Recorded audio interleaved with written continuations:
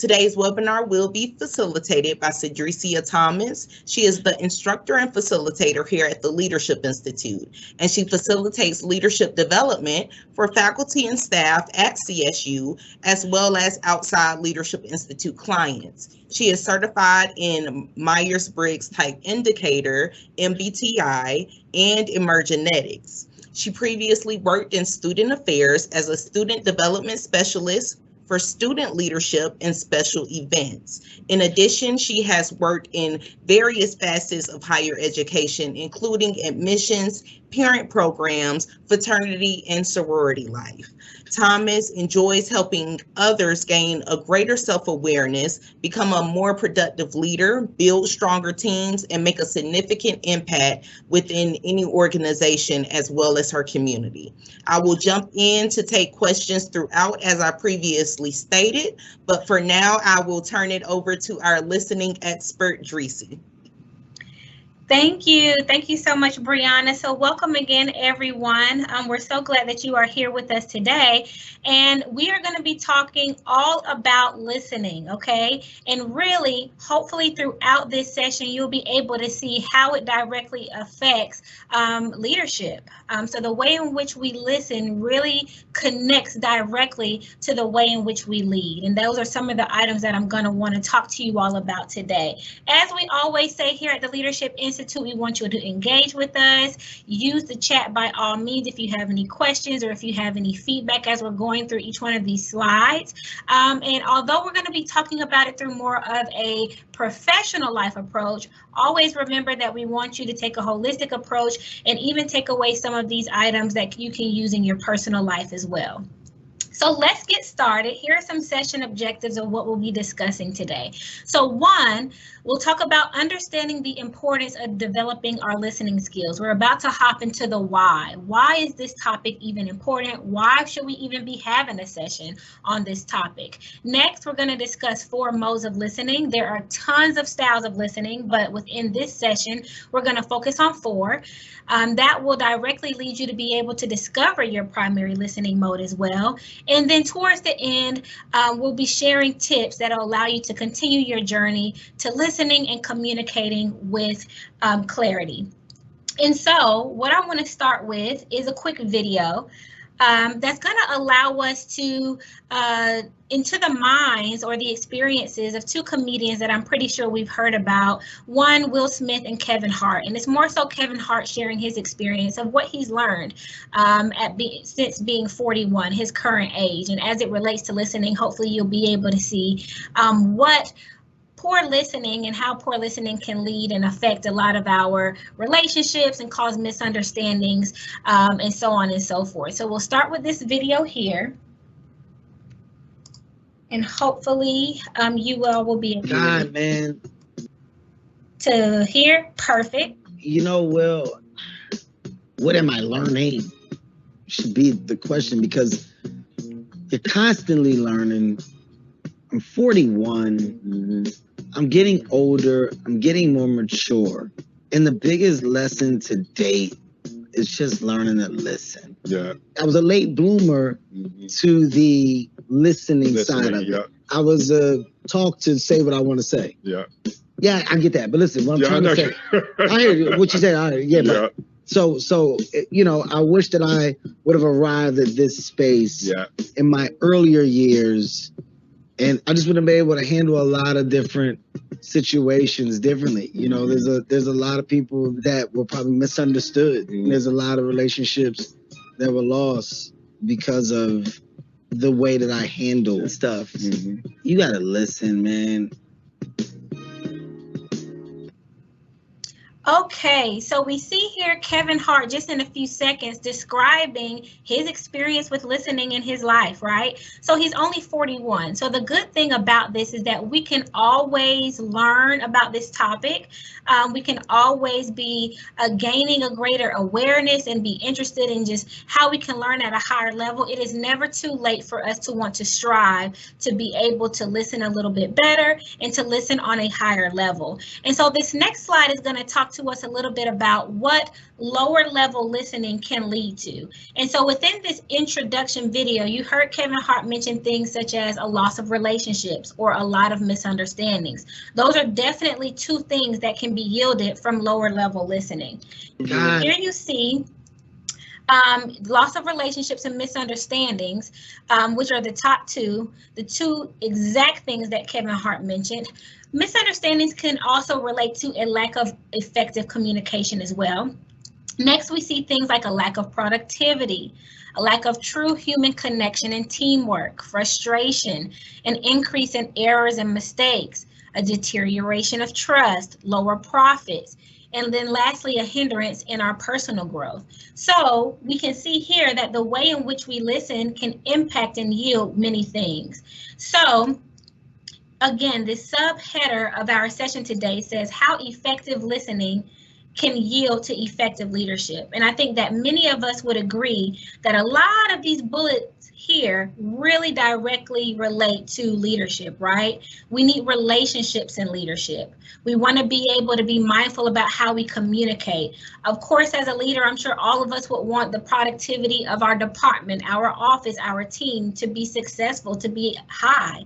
We know that trust is important with teams. We know that trust is important in leadership. I know that a lot of leaders would want their profits to also be high, just as they would want their productivity to be high. And lastly, you don't want errors and mistakes as a leader, right? So as we're looking at all of these bullet points, hopefully you're able to see directly how they relate to leadership and why it's so very, very important that we learn to listen more effectively, because it really does connect directly to so many things that can impact our leadership, which can then hinder our productivity, how people trust us, our relationships, what we're accomplishing, and then of course our personal growth.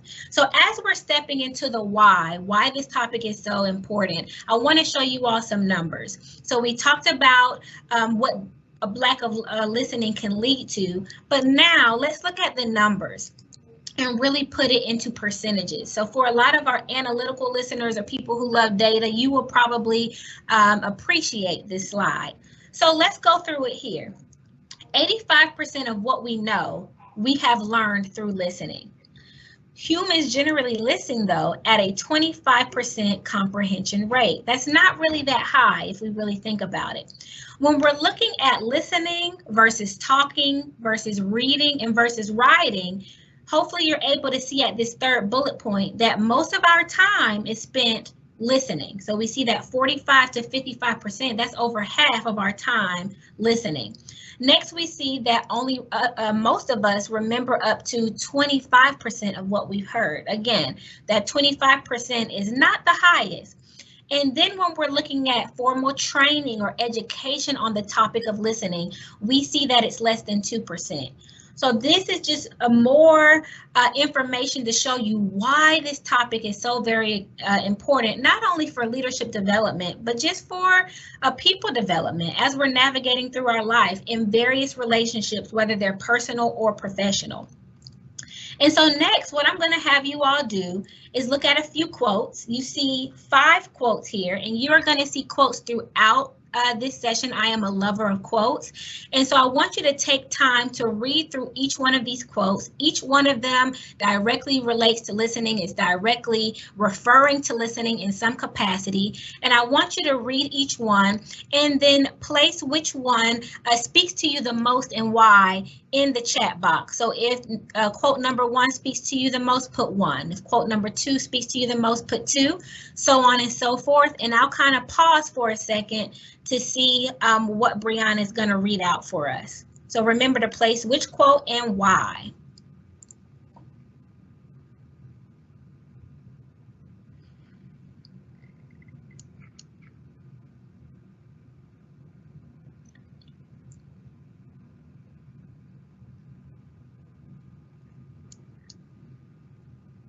Thank you for that, Dreesy. And while we're waiting for some comments to come in, I just want to say that I most relate to quote number 3. And the reason why I relate to that is because, like Kevin Hart was saying, a lot of, and I think I'm still learning this, I have always listened to respond. I have always listened so I could, make my point, so I could rebuttal. And for me, you lose a lot of the self-awareness and learning that comes with the process of listening. I mean, when someone is giving you their perspective, it's nice to kind of take that perspective in and listen to it rather than, just taking that perspective in just so you can defend yourself. So I think that that's something that number 3, it gives me a positive way to look at listening versus, I'm just listening to someone tell me something about myself and, I don't agree with it. And I'm losing the whole part of self-awareness in that piece because I'm just listening so I can defend, against what they're saying. And Paula has said number 5 speaks to her because I need to do a better job. Just stop sometimes to stop what I'm doing to give attention to others. Mm-hmm. Love that. And that's so very true. I think we're always wanting to get our perspective and our side across, but just being still and actually listening can allow us to learn more as well, right? It never ever hurts to see something from a different perspective. It never hurts to just listen and be able to learn more information. So for those who love to learn, think of it that way. You know what? This is an opportunity for me to learn something new. I will get the opportunity to make my perspective and my idea or my opinion, my thought known, but let me just practice listening and being still, and let's see how that works out for me. And I think each time that we do that, it'll get easier for us to do, it'll get better for us to do as well. So thank you. Thank you for that, Brianna. So each one of these quotes reminds us, again, how listening connects to effective leadership, relationships, personal growth, all of these items which were listed on these previous slides, right, that we talked about the importance of listening and what listening directly connects to. And so it wouldn't be, I don't believe, a proper session without us first defining listening. So this next slide shows you 2 definitions. The first one is from the International Listening Association. And it says here that listening is defined as the process of receiving, constructing meaning from, and responding to spoken and or nonverbal messages. And I personally appreciate this definition because I love the fact that it talks about spoken and nonverbal messages. And when we're really talking about listening and listening on a higher level, paying attention to nonverbals are just as important as what's being spoken. And we'll kind of get into that in a few slides too, of how we can tell if a person is listening through their nonverbals as well. So nonverbals really do play a role in how we're listening. It creates more of that meaning. So again, if we're just hearing someone, if we're just paying attention to the words coming out of someone's mouth, I truly believe that we're only getting some of what they're saying. We're only getting some of the meaning of what they're saying. But if we also look at those nonverbals, we'll be able to get a greater awareness and a greater understanding of what's truly being said. Next is a definition from Dan Bobinski and Dana Dupuy. This one is very good too because it differentiates between 2 terms that we oftentimes probably clump into one all of the time, and that's hearing versus listening. They are not the same, okay? So hearing is the act of perceiving a sound by ear. It's simply the act of perceiving the sound. Listening is truly trying to understand another person's point of view. Humans may hear with their ears, but we listen with our brains. And I think by adding into that brain connection when listening really allows us to look at those nonverbals that are discussed in this first definition. So we're able to really pick up on what a person is saying, again, verbally and non-verbally. And so at the start of this session, I talked to you all about the 4 modes that we were going to go over.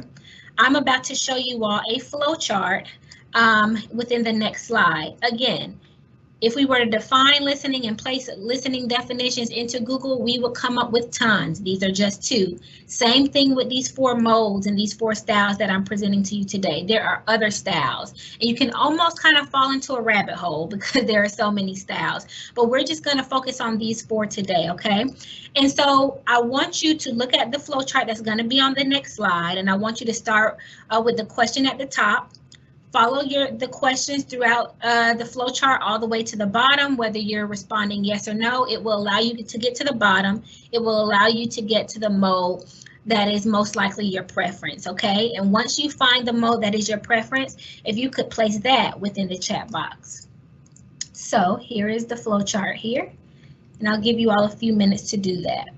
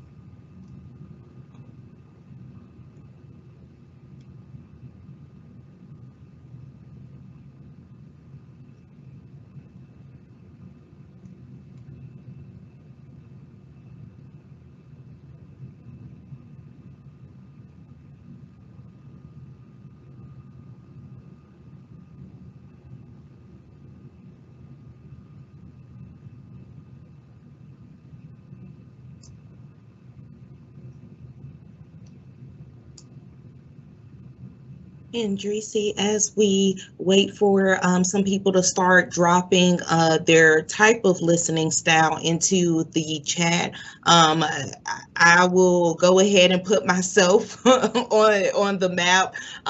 You know, I am a conceptual listener, and I'm not surprised by the results because, as I stated earlier when I called myself out, I am thinking while I'm listening. I'm that type of listener. So I am thinking about all the possibilities of what could be, as well as the solutions. You know, if this goes wrong, how can I, you know, what would be my solution? Roger has said that he's an analytical listener. Okay. I can't agree. Once you start talking numbers, I'm out of there. But Roger is an analytical person. Paula, she is a connective listener, and she said for sure. So she agrees. Awesome. Awesome. And just like we do with anything else, you know, there is no better or worse listening mode, right? We've probably all have had to use each one of these modes in some capacity, but we have a preference, right? We typically kind of land in one mode more than others. And so I love that we have a little bit of a variety here. And so I'm just going to read all four with the flow chart at the bottom. So we have connective listening. So this style of listening means you focus on the effect information has on others. So you're thinking about how this can benefit other people, how other people are directly related to what's being said or what's being stated at that time. When listening to others, these type of listeners are inclined to prioritize feelings over facts. So the feeling of what's being said, how they feel, how other people may feel are going to really matter to them before the facts matter, okay? So that's connective listening. Next, we're going to do analytical listening. So this style of listening focuses, of course, on the facts, on the data, the information that is proved and accurate to determine the right course of action. So when we got to that slide that had all of those numbers and percentages, I knew that if there were analytical listeners on today, that they would appreciate that because they want the facts, they want the data, right? What are the numbers saying? Next, we have reflective listening. So this style of listening means you focus on the direct effect that listening has on you and how the information is useful to your own interests and purposes. And I can easily say that I think I land in the reflective listening piece because I do value growth and development so much. I'm always trying to learn more. I'm always trying to grow and develop. So when I'm listening to something, I'm typically looking at, oh my gosh, how can I take this information to benefit me to become better? So just giving you a little bit of inside the mind of a reflective listener there. Next is conceptual listening. So this style of listening focuses on the possibility of what could be. You are more interested in ideating and brainstorming while listening. And now I want to give you some of nonverbals of each one of these modes too. Remember that nonverbals are so very important, okay? So with connective listeners, typically these are our caretakers. They're probably going to sit at on the front row, okay? Those type of people. They're probably going to encourage the facilitator in some way, whether that's by nodding, smiling, making eye contact. Their body language is going to be very supportive in a way and connecting to the facilitator. Although they may not be connecting to what's actually being said, they may be trying to find a connection with the speaker, the facilitator. So these may be our people that come up after a session or after a conversation that says, oh my gosh, I love your sweater. They may not say anything to you about the session at all, but they may give you a compliment about something that you're wearing, about something that you did. They're really, really focused on connection and feelings, okay? Next are reflective listeners. These people can appear to be checked out. They may have their arms crossed. They may not make eye contact. They may even be looking at the ceiling, at a wall. Their silence may even be perceived as disengagement, but in reality, they're internally processing. They just need to process, okay? Next is analytical listeners. So they rarely make eye contact. They may even sit in the back of the room, okay? They also may fact check you. If they have their phone in their hand, if they have a laptop nearby, they're going to fact check you. Of course, these are all nonverbals, but remember that these nonverbals matter in terms of how we can perceive that someone's listening, in terms of how we may often look to someone else as well. Lastly is conceptual. These people have a lot of energy. So they may be tapping their pen a lot, they may be tapping their foot a lot, and it's because they're trying to dissipate mental energy. Remember, these are our people that are ideating, they're generating ideas, they're brainstorming all of the time. You may say, excuse me, one phrase, and they could, like 10 ideas could pop in their brain, okay? So although they're fidgety, it's because their ideas are just going, okay? So in addition to what each one of these modes mean, I wanted to add in some nonverbals in there to really give you a little bit more meaning of what each one typically represents and how each one typically shows up. I'm sure that we can probably think of people as I was going through each one of these, and we may even be reminding of some of the things that we do too. So as it pertains to these 4 categories, 4 modes, 4 styles of listening, there are also, of course, blind spots. So that's what this slide is going to be talking about, the blind spots for each one. So if we want to reach a higher level of listening, we have to be aware of our blind spots. So connective listeners. Remember, these are the people that are focusing on the feelings and want to feel connected with others, okay? They're focusing on how this can be, the information can benefit others as well. So, with that being said, connective listeners may miss the facts and the details because they are focusing so much on the feeling, on how they can connect to the speaker, whether it's through tone of voice, body language, and any other kind of relational cue, okay? With reflective listening, remember that this person is trying to see how this can benefit them, how they can grow and develop from the information provided. So they may miss the information's relevance for others, what the information means for other people. Analytical listeners, they may miss or overlook the feelings because they are so focused on the facts, the data, they may miss or overlook the feelings, okay? Lastly, conceptual listeners, remember they're our brainstormers. They have so many ideas. They're thinking about the future and what could be. They may also miss details along the way. So just wanting to share those blind spots because that can help us listen at a higher level. If we want to know how we can improve, starting with blind spots is a first step, okay? So as we go into this idea of building our listening skills, so I just showed you some of those blind spots. Sorry to interrupt you.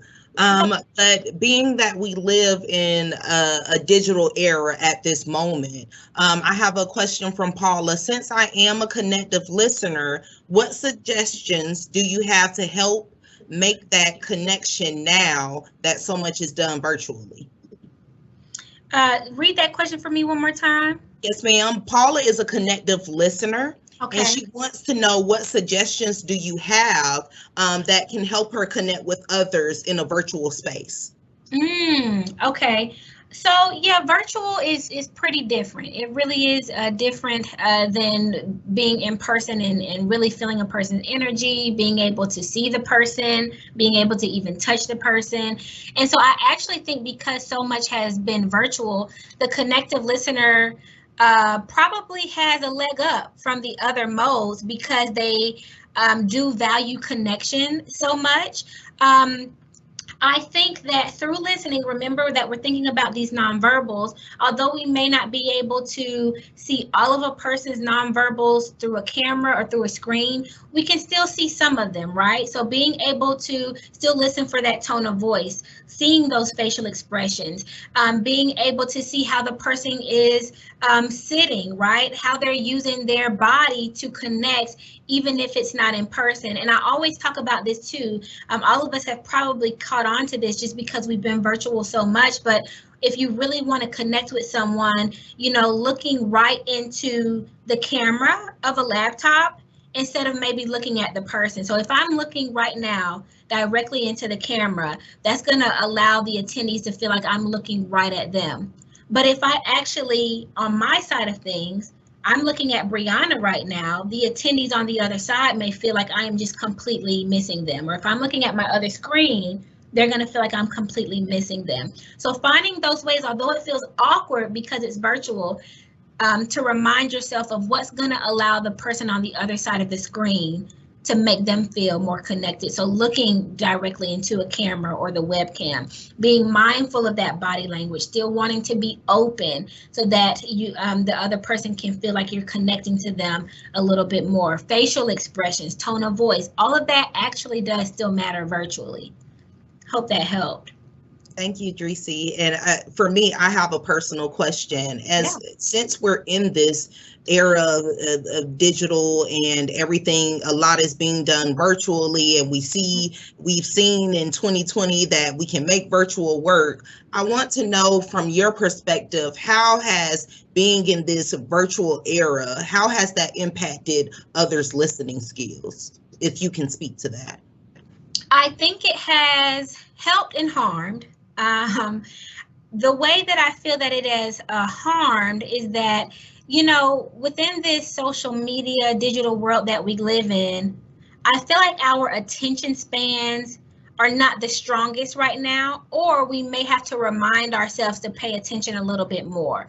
So we always say, oh my gosh, if you're going to give me a 3-minute video, I'm going to be checked out. But we know if we see a quick reel or a quick video, for instance, on Instagram, we're connected, we're tied into those 30 seconds, right? And I think these just quick nuggets and quick bites of information that we can get via social media has kind of played a role into our attention span and how we do listen, because we can get things so fast now, if that makes sense. However, I think because of the digital outlet, because of things like social media, a lot of people have been called out. I'm sure we see that every single day, people calling out each other. And so there's actually a positive side to that, because it's a greater level of awareness. I think we've all read things on social media and said, ouch, I think I kind of do this, right? But it allows you to see, okay, maybe that's an issue. I can learn from this. How can I be better? So I feel like, although there's all of this calling things out, calling different issues out, digitally and through social media, it allows us to learn. And remember, I kind of connected that learning aspect to listening. And I think that through us learning through this digital outlet and social media, it directly relates to us listening, because people are sharing their thoughts, their feelings, their opinions 24/7 digitally today, right? So that gives us an opportunity to listen in a different way, right? They're not necessarily speaking to us, but we can still hear and comprehend their feelings, their thoughts, the issues that are going on around us in our world, in our nation. So that's where I see the help and the harm, if that makes sense. Yes, it does. Thank you, Tracy. Of course, and I'll pause in a couple of slides for some more questions as well, if we have any. So we're talking about building our skills now. So we're just going to be sharing some tips with you on how you can build your skills. So remember this keyword, nonverbal. Here are some nonverbal signs of ineffective listening. So whether we have done it or whether we have seen somebody do it or will see somebody do it, some of these signs can be a lack of eye contact. But then you have to remember that sometimes our analytical listeners can lack eye contact. Sometimes some of our reflective listeners can lack eye contact because they're thinking, right? So being able to remember that as well. But lack of eye contact is one. Inappropriate posture, being distracted, inappropriate expressions that probably don't align with what you just said, a lack of head nods, and sudden changes in topic. Selective listening, which we'll get into that when we talk about those 5 levels of listening, daydreaming, and then advising. Advising is almost like, people who say, I just needed you to listen. I didn't necessarily need you to give me direction or feedback. I just needed to just pour, right? Or just listen or just vent. That's where that advising piece kind of comes in. Next are the verbal signs of active listening. So how we know that a person is actively listening through what they're saying. So this is the verbal. So either they're remembering, I remember when you said ... questioning. Oh, I have a question about the phrase you just mentioned. Reflection, being able to reflect on what they just heard. Clarification, asking a question that directly relates to the questioning piece. Hey, I would like to clarify what you just said. And summarization. Those are those verbal signs when we're communicating with others of how we can know that they're actively listening. Non-verbal signs of active listening. Again, it's the smile, it's the eye contact, it's the posture and mirroring, okay? So when we're talking about building skills, these are some of the things that we can put into our toolbox. Maybe I should smile more to people. Maybe I should make a better eye contact, more consistent eye contact with people. Maybe I should be more aware of my posture. Am I typically slumped all the time, or do I kind of need to sit up more and be a little bit more open and inviting? Okay, these are the kind of ways that we can start to build our toolbox and really increase our level of listening. So as we continue discussing building our skills, next, we want to seek first to understand, then be understood. So I think we talked about earlier how for most human beings across the globe, when we're listening, we want to say what we want to say. We want to get our point across. So because we want to do that so much, we have probably not actively listened to what the other person has said. It is so very true that most of us listen with the intent to reply. Next, you can ask others if you are a good listener. They'll be able to give you some feedback on what you do well, or maybe some areas for growth. And then lastly, here's this connection to nonverbals here, paying attention to the words, the tonality, and the body language of the person speaking. So in other words, don't forget the nonverbal aspect of listening, okay? It may not play as big of a role as the verbal, but you don't want to forget the nonverbal because it still adds to the overall meaning of what's being said. Next, we have our 5 levels of listening, okay? So you see these 5 levels here. And I'm going to go through each one. As I'm going through each one, I want you to place in the chat which level you think you currently are, right? Be honest with yourself. And then maybe also sharing with us which level you want to get to. Is it 4? Is it 5? So as I'm going through these again, share with us in the chat where you think you currently are or where you kind of are living mostly. So I think all of us have probably been on these levels in some capacity, but where do you think you live mostly, okay, on a day-to-day basis? So level 1, ignoring. This level 1 listening is when the other person is talking, but you haven't heard a single word. So maybe you're thinking about what you're going to wear tomorrow. Maybe you're thinking about the errands you have to run. Maybe you're thinking about the call you have to make, okay? You're not listening at all to what the person is saying. The second level of listening is pretending. So you start off listening, but it sparks your thinking about something else and you miss everything else. So maybe someone mentions the word beach, and then you start thinking about your beach trip that you have coming up in September, something like that. So you start off listening, but then maybe a word or a phrase kind of gets you going. And that probably can happen a lot specifically for conceptual listeners because they're always thinking about what could be, the ideas, right? They're always brainstorming. Next is level 3, selective listening. So you are fully engaged in the conversation, but you are waiting for a gap so that you can jump in with your comments or question. So again, this is listening with the intent to reply. And what we want to do is listen with the intent to truly, truly understand what the person is saying. So if we have trouble with really wanting to get our point across, it doesn't hurt to just kind of write down and jot down what's coming to your mind as the person is speaking so that when it is your time to speak, you aren't forgetting anything that you really want to say, but it still allows you to still listen and not jump in or cut the person off, okay? Next is level 4 listening. So this is attentive listening. You are listening to everything they're saying, but you are interpreting it through the lens of what it means in your world. So it's no secret that diversity and inclusion topics have been pretty popular this last year and a half. If we want to listen at a high level, we have to be aware of our bias or our biases. This is really where being aware of our biases can work for us, right? We don't want to listen just in our world. If we want the highest level of listening, we have to step outside of that world. I always like to say, okay, let me just first put myself in this person's shoes. Let me put myself in this person's shoes so that it can kind of help me see and understand maybe where the person is coming from so that I can understand their logic a little bit. Lastly, level 5, empathetic, okay? This is empathetic listening.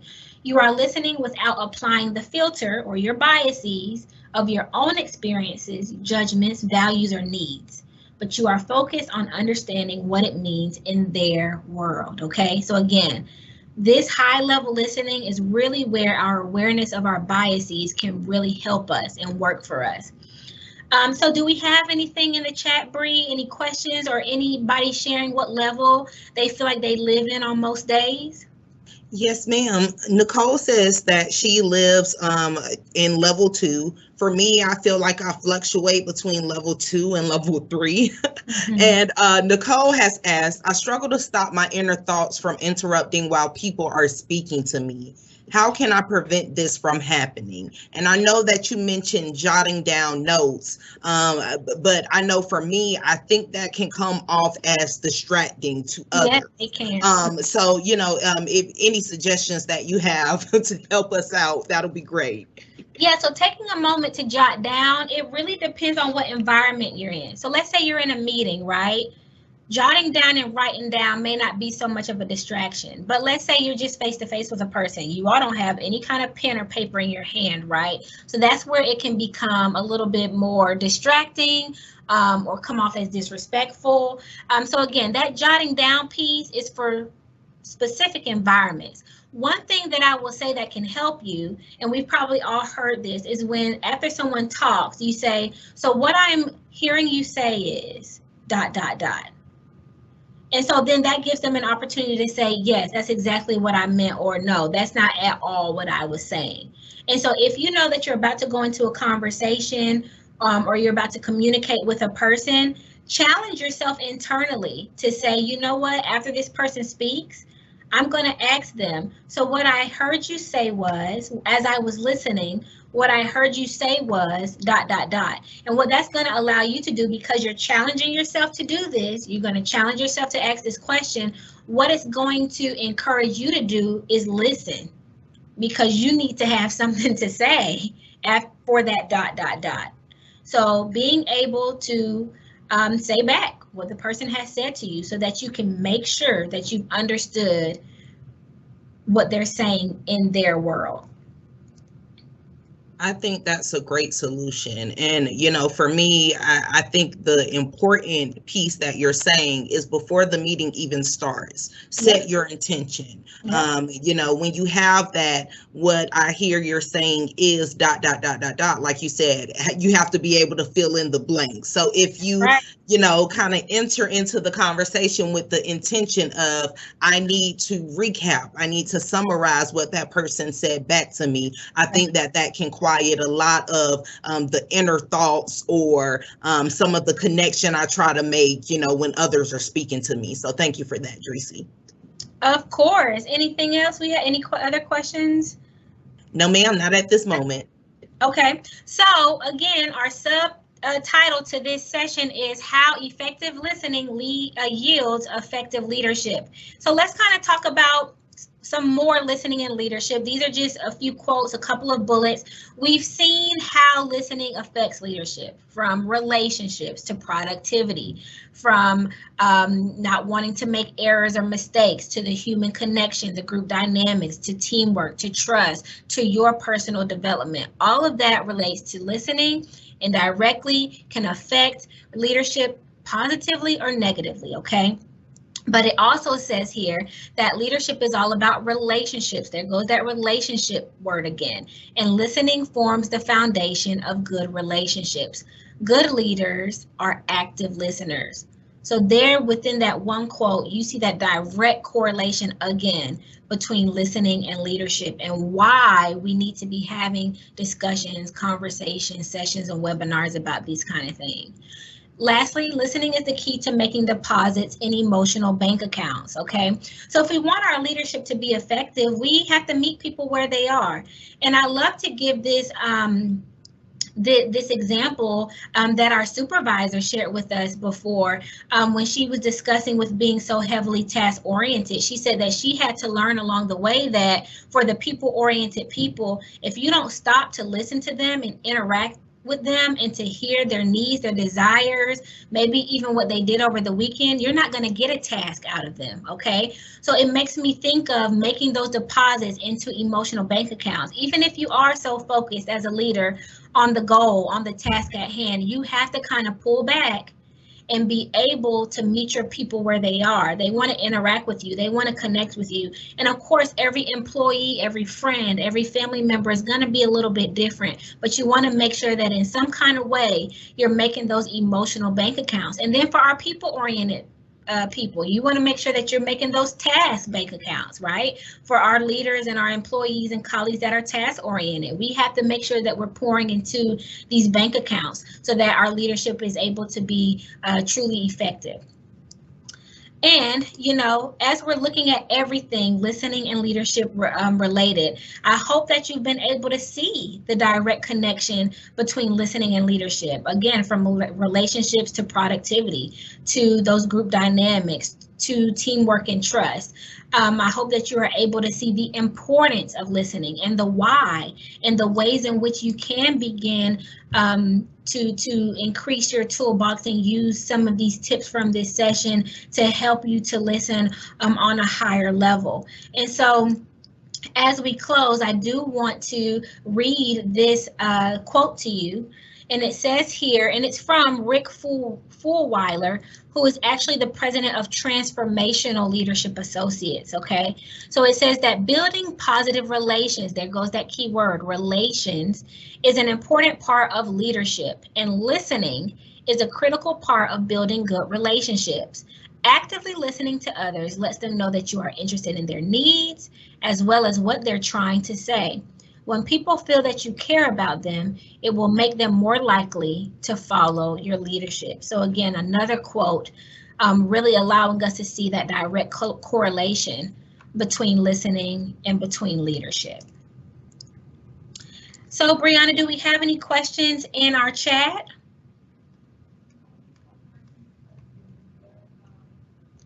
Sorry, we don't have any questions, but I do want to bring up this comment that Kim made. She said, I feel like I fluctuate because I start out as a 4, but then go to 3 or 2 because I am analytical. After I reflect at level 5, but the conversation is over. Using the I hear what you're saying would be helpful for me. So as I said, I think that's a great tip, you know, for some people like myself who, you know, may start off, you know, with the intention of trying to listen in and then they kind of feel themselves drifting off. But, you know, just being intentional. And Paula says, I would love to know what my team's listening style is. How do you suggest I start that conversation? Oh, that's a good question. I would say by simply asking them, you know, saying, hey, with you as my colleague, I want to know what you prefer. I want to know how best to support you. And in doing that, as we're communicating, how do you typically prefer to listen, or are there any buzzwords that really attract you? How should I be communicating with you to ensure that you do have a higher level of listening? And so I think by presenting what you're trying to do before asking that, again, I want to support you. I want us to be working effectively together. I want us to be learning one another. You know, what are your preferences? How do you best listen? How do you best communicate? I think starting off with that can completely open that conversation. And, you know, looking up different ways that you can find out listening preferences, like here, we developed that flow chart, you know, that can be used to see, you know, which mode of listening a person is typically living in. So allowing, whether it's at the beginning of a team meeting or it's something that you all are doing when you're doing your team building every year, I think doing that too will help as well. Thank you, Dreesy. I think it's all about the approach. You kind of the approach, set the tone in advance. It can quickly come off rude. So you want to be sure to say, hey, this is me wanting to support you and connect with you a little bit more. This is me really, honestly, and truly wanting to genuinely communicate with you as effectively as I can. So saying those things before just jumping into how do you prefer to listen will be very helpful. Thank you. Thank you for that, Dreesy. And I think that is it for all of our questions right now. As we close, please feel free to continue to drop your questions in the chat, and we will make sure that they are answered as they come in. But thank you for joining us today. We will make the slides and the recording of this presentation available on our Facebook page within 48 hours. If you want us to email this information to you, go ahead and drop your email address in the chat, and I'll make sure that you have those by the end of this week. As always, we want your feedback. Take a few minutes to complete our survey, and you can do so by the QR link that is on your screen. Join us for our next Disruptive Leadership webinar, which will be on Wednesday, September the 29th. Chelsea Powell will lead us through the importance of failure and the impact it has on creativity. It's all about embracing the failure so that you can, make a stronger impact on your creativity. So on behalf of the Leadership Institute, thank you for all of your questions and interest during this time, and we look forward to seeing you at our next webinar.